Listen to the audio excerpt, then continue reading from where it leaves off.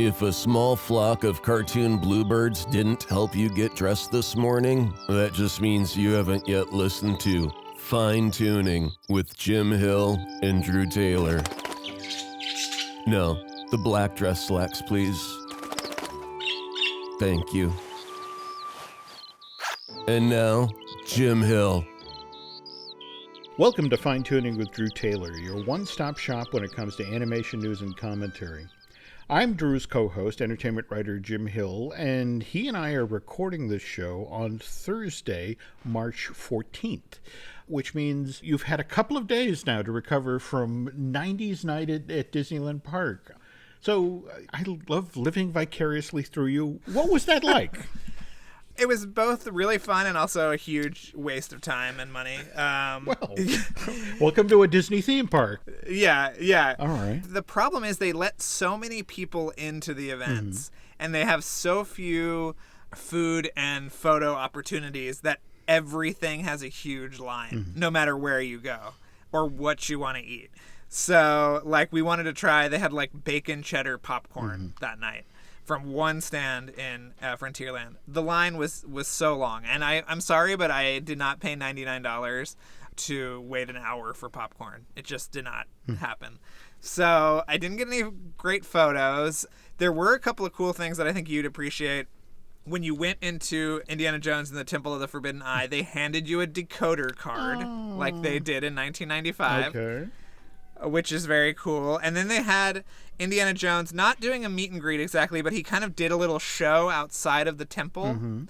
It was very cool. And the other cool thing was they had a fireworks show that was set to all the Disney afternoon music. Oh. And you could tell that they actually had Jim Cummings do some new dialogue as Darkwing Duck, because one of the things he said was, "I am the stroller that runs into your ankle on Main Street." Which I thought you would appreciate. Well, I heard from other friends who attended the event, the longest line of the night, and in fact, my understanding is they actually kept it going after the event was over because so many people were still in line, was if you wanted to get your picture taken with Goofy and Max from the Goofy movie with Max dressed as Power line, that I guess that line went all the way to Buena Park. Oh, it was crazy. That was set up in Tomorrowland, and you couldn't even see the photo op. There were so many people around it and waiting in line. It was nuts. Wow. Yeah, it was crazy. I saw one other person in a Dick Tracy shirt, but not as good as mine. Okay. So I felt very comfortable there. Yeah, I mean, I don't know if I would do it again, but of course if they did an 80s night, I would be there in a heartbeat. Okay. Because I'm a sucker. Yeah. Well, glad that you made it there. And again, I guess I'm glad that they are taking the time to do these sorts of things, to sort of look back to the company's history and that sort of thing. But if we're talking Disney of the 80s and the 90s, that does get a touch problematic when we circled into Captain EO, but Disney Company pretends that isn't happening anymore. Yeah, I mean, did you watch the documentary and see how many Captain EO moments there were in there? No, it's been on my to-do list. So I'm told that Disney Legal came after them about there was footage from like the premieres and that sort of thing, or... Oh, really? Yeah, I mean, the things that they show in the movie are things like the kids have Captain EO posters on their walls from the period. There's a lot of shots of them at Disneyland. There's actually some footage of one of them with Michael Jackson at Euro Disneyland, and you can tell by the Big Thunder Mountain that it's Euro Disneyland. And there's a shot with Michael and a plush of Fuzzball. I mean, you have to look for it, but there's definitely a lot of Captain EO stuff in there, which is a tad disconcerting, but In the wake of this two-part HBO special, we have seen radio stations are quietly pulling Michael Jackson songs off of their playlists. We had that Michael Jackson musical that was supposed to debut in Chicago that's now been put off for at least a season or perhaps forever. But the other project that might be caught in the mix here is Bubbles. Right. Yeah, Bubbles, which is Taika Waititi, who directed Thor Ragnarok and who I saw driving the other day in my neighborhood. Oh! Yeah. Said hello. He has this great stop motion project that is in the works and that had been a script that was always on the blacklist, and then finally Netflix picked it up. But we haven't heard what the fate of it is in relation to Finding Neverland. So I would be very curious if that ever sees the light of day. Have you heard anything about this? Sometimes a project can get past issue with its creator. I mean, I think about, for example, the situation with Clarence. Bubbles, telling the story from Michael Jackson's Chimp's point of view, Mark Avenir talks about it. At one point, he was supposedly recruited to work on an animated series for Saturday morning that was actually going to be built around Bubbles. And what was the snake's name? Muscle? Yep. Yeah. Yeah, the Diana Ross song is named after his snake. Wait. You know that Diana Ross song, Muscle? Yeah. Okay.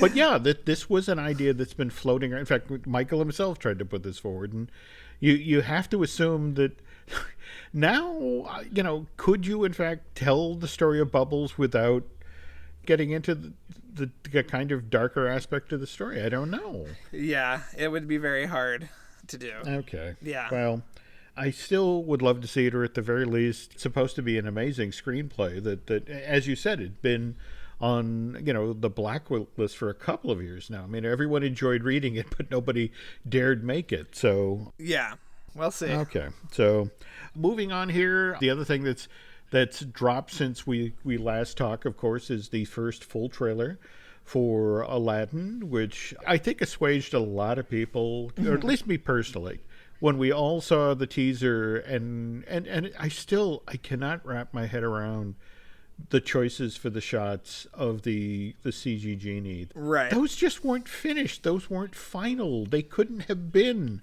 on model. And then to see how the genie is presented in this first full trailer, it's like, okay, now I see it. Now I see Will Smith's take on this character. I don't know if I'm quite ready for Iago to be the big bad in the end of the movie, but it's like, all right, okay. Well, did you see who they cast to voice Iago this week? Oh, no. Who did they? Well, it is Walt Disney Animation's Lucky Charm himself, Alan Tudyk, is going to be the voice of Iago.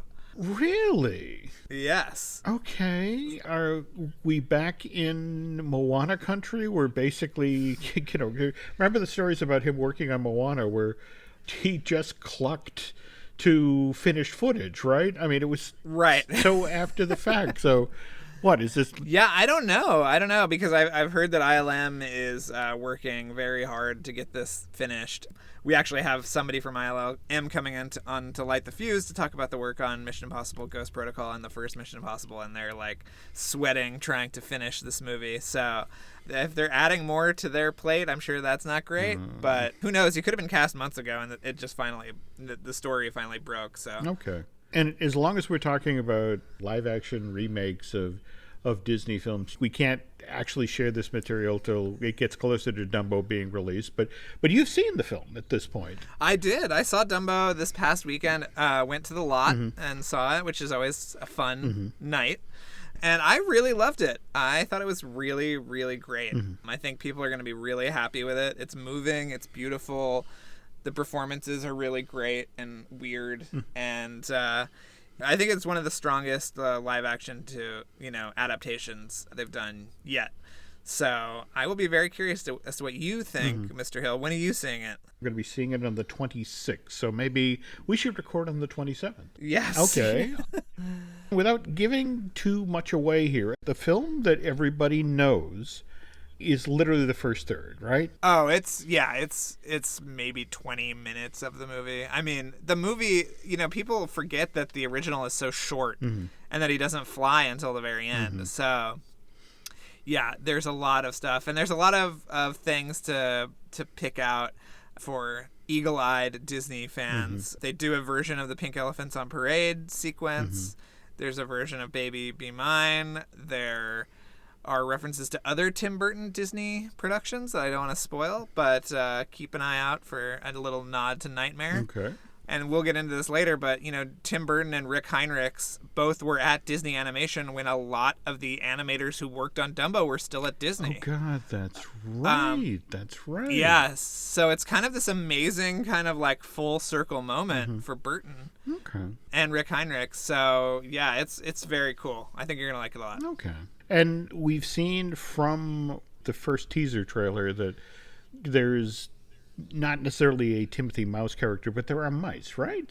There is a Timothy Mouse character, but he doesn't speak. Ah, okay. And what was interesting was during the press conference at the junket, one of the producers, and I think the writer said, we thought about our movie sort of running concurrently with the original. So the conversations that Dumbo and Timothy Mouse are having are still happening. They're just off screen, which I thought was really cool, Okay. Yeah. All right. So that's kind of neat. Dumbo is cute as hell. And, I think you're going to really, really dig it. All right. Well, can't wait. All right. Speaking of cartoon mice, though, that last week or thereabouts, the Tom and Jerry film that Tim Story is directing finally got a release date. Yeah, I think it's coming out in 2021. Is that right? Yeah. Okay. I remember the last Tom and Jerry movie from the 90s, which was absolutely terrible. Well, look, anything that has Richard Kind in it makes me happy. I always enjoy Richard. On the other hand, they have done a ridiculous number of these home premiere films where it's Tom and Jerry and the Wizard of Oz, Tom and Jerry meet Sherlock Holmes. I want to say there's been 22 of them so far. So, but again, this is different. This is a live action hybrid. Yes, that's what I've heard. Okay. Yeah, they dated that for April 16th, 2021. And also the Sesame Street musical on January 15th, 2021, which is really fascinating. Yeah. We'll have to dig into it, but obviously you and I both know that Henson's relationship with Sesame Street and the relationship between Disney and Sesame Street when they were acquiring Henson is a major source of drama and intrigue. Oh, no, absolutely. In fact, Joan Clooney, the woman who is in charge of... Oh, yeah. She wrote this amazing book that really... Not Michael Eisner's best hour in the period they were attempting to acquire the Muppets, and he had really set his sights on the Sesame Street Muppets. In fact, later this month, we're going to see the Sesame Street land open in SeaWorld Orlando. Literally, it's called Sesame Street, and 5 kid-friendly attractions and all that. But that's the thing, people, when they look at Streets of America, they don't understand exactly what they're looking at.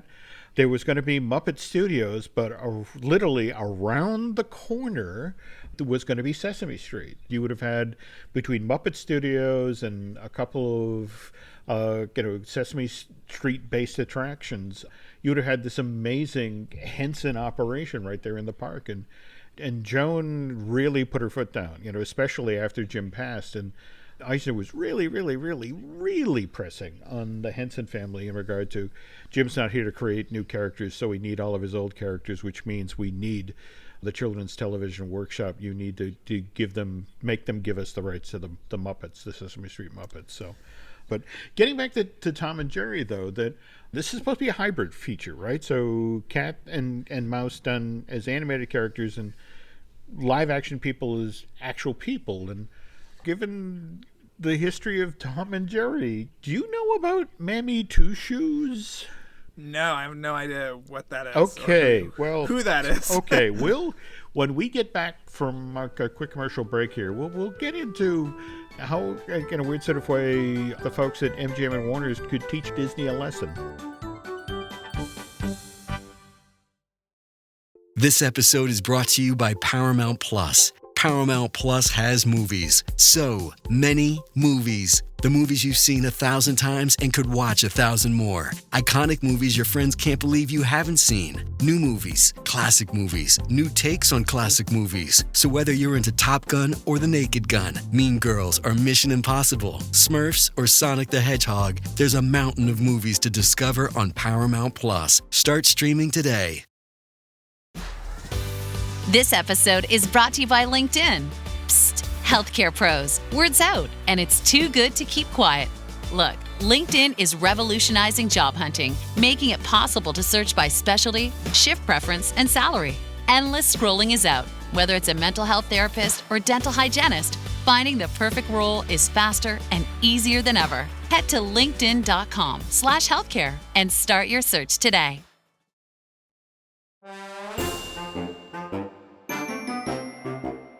We were talking about Mammy Two Shoes. And the Mammy Two Shoes character appears in the very first Tom and Jerry short. It was released in theaters February of 1940. The film was called Give Puss the Boot. This is so early in the history of Tom and Jerry. They're not even called Tom and Jerry at this point. The cat is called Jasper, and the mouse is called Jinx. If you've seen any Tom and Jerry cartoon, you know the story. The cat and the mouse are battling, but there's a maid in the house. But the gimmick is that the maid, because the story is being told from the cat and the mouse's point of view, you never see the maid from the knees up. So you only see her feet and a little bit of her house dress. And so this is where the name Mammy Two Shoes came from. You got to understand, so this is February of 1940, so if you've got a maid in a movie that's made in Hollywood during this period, it's kind of a pretty stereotypical take on African-American maid dialogue. And in fact, the woman who voiced Mammy Two Shoes, she was Lillian Randolph. I'm sure you folks know her if you've seen It's a Wonderful Life. She's in that final scene of the movie where the entire town of Bedford Falls is showing up at the Baileys. And there's a woman who comes up to the table at one point and basically upends her purse and says, I've been saving this money for a divorce if I ever get a husband. And that's Lillian Randolph. The last of these cartoons with Mammy Two Shoes is produced in 52. It's Push Button Cat, I think is the name of the short. So now we jump ahead to 1965, and MGM decides, okay, we're going to repurpose our cartoon library. We're going to make it available to television. They sell it to CBS, and CBS starts running it on Saturday morning. And they slap up the cartoons as is, and almost immediately they start getting phone calls and letters about what's the deal with this Mammy Two Shoes character, this stereotypical African-American maid, and it's really kind of offensive. And CBS immediately turns to MGM and is like, well, what are you going to do about this? And at that time, Chuck Jones, who had been fired by Warner Brothers, is now working for MGM. And he's actually working on a brand new set of Tom and Jerry cartoons for theatrical release. In fact, I think, well, he was there. He made 34 of them. CBS says to MGM executives, you got to do something about this. MGM executives say to Chuck Jones, you're in charge of Tom and Jerry animation now. You got to fix this. And they actually go back into these shorts from the 40s and the 50s, and they take each of the scenes that Mammy Two Shoes is in. And there are two ways they approach this. They either go in and retrace the animation, and they change her from a stereotypical African-American maid to a stereotypical Irish maid. They paint her, now she's pink, and now she's got a thick Irish brogue, or they bury the needle in an exact opposite direction, and they kind of do a young teenage girl who's very reminiscent of, the Disney thing, all the cats join in, the teen Bobby Soxer girl you see in that? Yes. They do her. They do a character like her. Whether it's the heavyset Irish maid or the young teenage girl, they're both voiced by June Foray, who at this point, I want to say, she must have been her late 50s, early 60s anyway. So that's the patch of the bad tire for a couple of years. We jump ahead to 89 now, and here's the Turner Organization, which has bought the Cartoon Library at MGM, the Cartoon Library at Warner's, and is launching the Cartoon Network. They've got a Tom and Jerry show, but supposedly the gimmick of Cartoon Network is if it's a theatrical cartoon, you're going to see it as it was in theaters originally, beautifully restored and that sort of thing. So they divert back to the original shorts from the 40s and the 50s. And sure enough, they start getting calls, they start getting letters about Mammy Two Shoes. But to give the folks at Turner credit, they came at this an entirely different way. They decided that, well, rather than replace the animation, that seems kind of wasteful, why don't we redub the scene? And they get African-American comedian Thea Vidal to come in. And what she does is she takes the offensive, stereotypical maid dialogue from the 40s and redoes it in such a way that it plays, it's funnier, it works for an audience of the 80s and the 90s. You would think, given the problems with this character, you'd never do her again. You'd never bring her back again. But here now, 2006, they launched the Tom and Jerry Tales show in 2006, and Mammy Two Shoes is back. Now, mind you, she's now Mrs. Two Shoes of unknown ethnic heritage. She's voiced by Nicole Oliver, who probably best known to animation fans today for voicing Princess Celestia and Cherry Lee on My Little Pony: Friendship is Magic. And what I like about the way Warner Brothers has handled all of this is that if you go and buy, for example, the Tom and Jerry Spotlight DVD collection, where they bring in Whoopi Goldberg, she actually stands in front of the camera as the introductory material and says, "The cartoons you're about to see are products of their time. They may depict some ethnic and racial prejudice that were commonplace in U.S. society back then. These depictions were wrong then, and they are wrong today.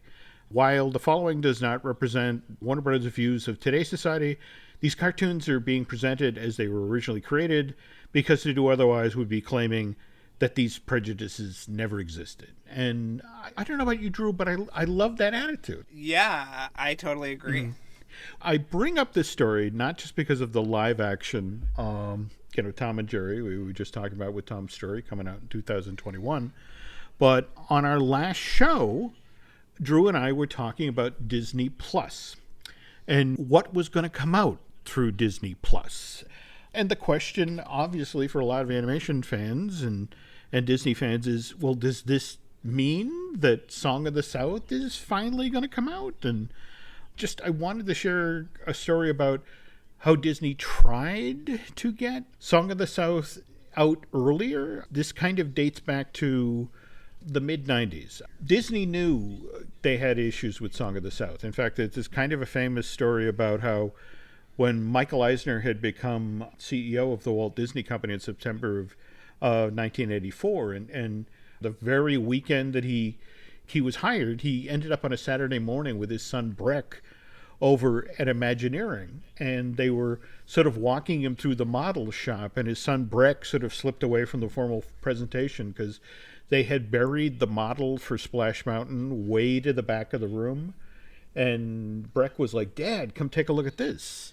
And it's like, "Wow, what's that?" And it's a flume ride, and Tony Baxter designed this, and blah, blah, blah, blah. It's like, "Ooh, we should build this." But again, it's like, well, you don't understand, sir. That's based on Song of the South, and we don't release that movie anymore.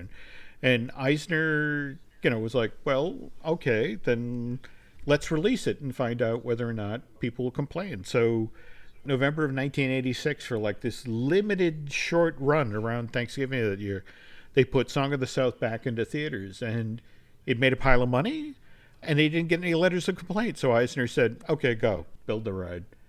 But even then, it was a question of, well, you can't put the Uncle Remus character in the ride. So they had to create a whole new narrator. We got Brer Frog.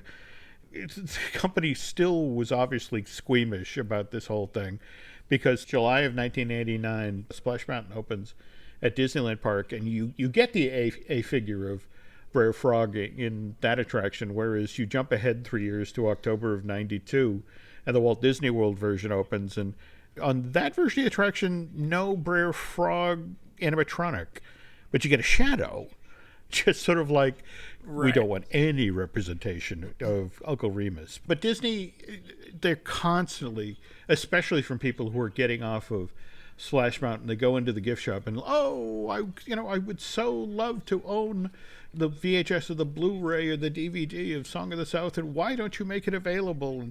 And Disney couldn't figure out what to do. And they eventually came up with this intriguing sort of plan where it's like, well, what if we made another film that we put alongside of it?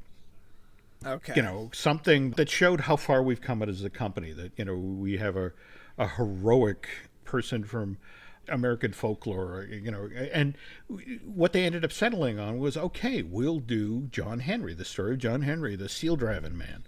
This plan was put forward in 1996. And the idea is they make the short, they put it out on the festival circuit for a while, hopefully wins a couple of awards.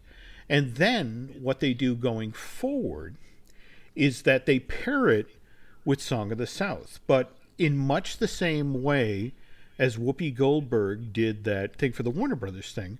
They wanted to get a prominent African-American author or celebrity to sort of appear in an interstitial moment, to the effect of explain, okay, so you just watched John Henry, we're now going to watch Song of the South, and you got to remember that, this was a different time. And so this is a plan now. Walt Disney Animation Studios, Florida, starts to work on John Henry. But they then begin to cast around for, well, all right, who's going to narrate this thing? And the first three choices were James Earl Jones, which, again, makes sense. He'd just done Mufasa for The Lion King. Then there was Morgan Freeman, which is kind of a gimme. A weirder third choice was Garrison Keillor of Prairie Home Companion fame, who, given what happened there, maybe a better choice to pass on. But the other one was Maya Angelou. Oh. Yeah, it makes sense if we're talking about here's, one of America's most, respected women of letters, the Uncle Remus stories, the Chandler books are, beloved things of American folklore. So it was like, all right, this makes sense. Let's run this by her. And the mistake, initially she's completely on board with the idea. And then someone makes the mistake of explaining, and then we're going to use this to bring Song of the South out on VHS, and this is going to be the bridge thing, and you're going to speak. And Maya shuts this guy down in a heartbeat. And it's like, no, I will not only not take part in this, but if you people ever bring out Song of the South on VHS or Blu-ray, I will personally lead the protest. Wow. Yeah, it kind of speaks volumes about how Disney felt about this, that, when it came time to update Hall of Presidents when George W. Bush came in, her narration was removed from the entire show, and they then bring in J.D. Hall to record this thing. So, jumping ahead, Disney still does John Henry, even though now it's like, well, there's no way we can bring Song of the South out on VHS. Maya Angelou is going to lead the charge. It's, it's a PR disaster. But oddly enough, John Henry turns out to be a bit of a PR disaster itself. From 2019, you can sort of look at this and go, oh, you got a whole bunch of white guys to do a film about this great African-American folk, hero from folklore. Yeah. Led by the ultimate white guy, Mark Henn. We love Mark. We love Mark. We love Mark. And he actually, I thought he did an okay job with this thing. You're a little less fond of this film? I just think there's not a lot of pep to it. Let us say that. It feels more like education than entertainment. Let's just say that. Yeah, I guess so. And because this wasn't a priority anymore, it ended up that rather than a James Earl Jones or a Morgan Freeman or even a Garrison Keillor, we got Alfredo Woodard. Which, don't get me wrong, I love me some Alfredo Woodard as well. That does great work. But that sort of showed you where this project was in the Disney food chain, and the fact that it got, I don't even think a token release. I don't even recall.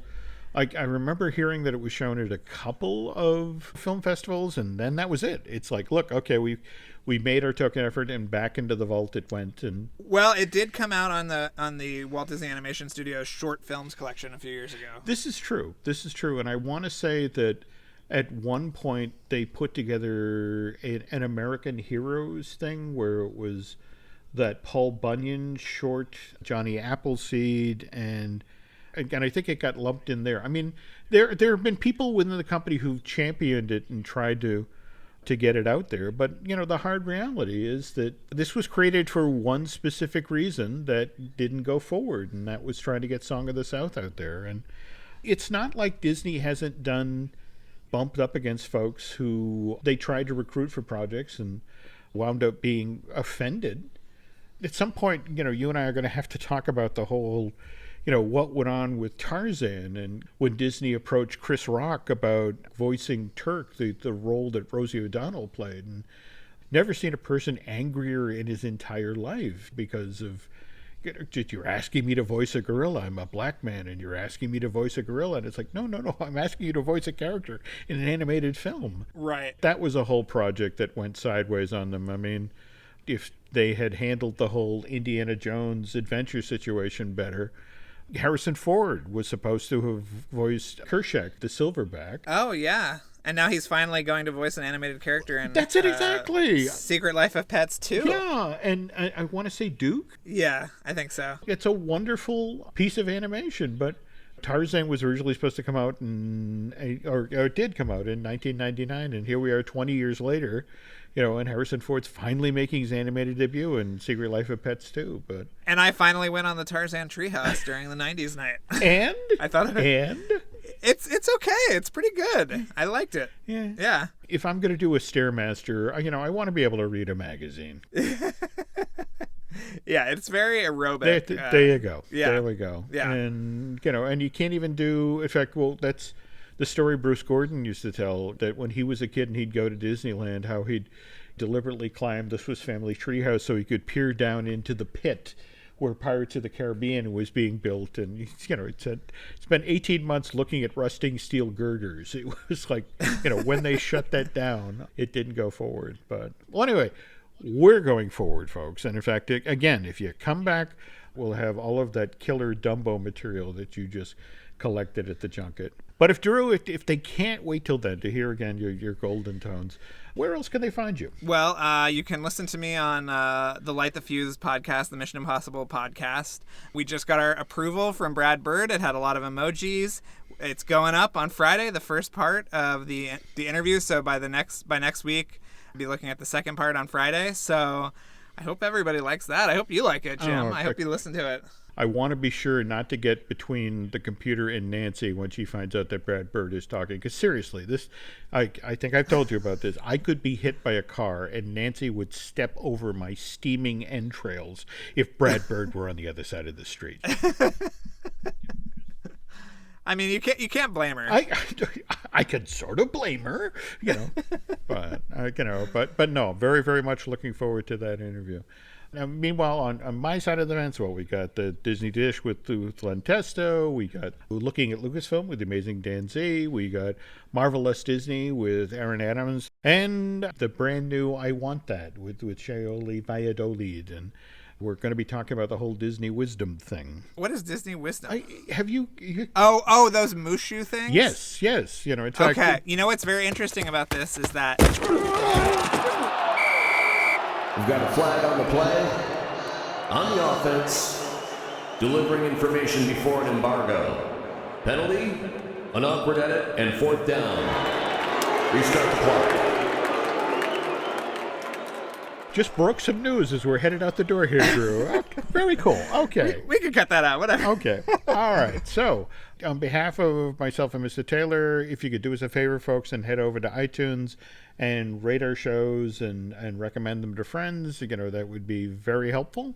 Likewise, if you like what we're doing here, if you want to get a subscription to Bandcamp, you get exclusive shows. And in fact, we're looking at bringing back Y4 as a show to do over there. So I guess that's it for now, but come back, because again, we'll be back soon. We'll be back soon, and we'll be talking Dumbo. And so until then, keep the ears tucked in close to your body, because you don't want to leave the ground.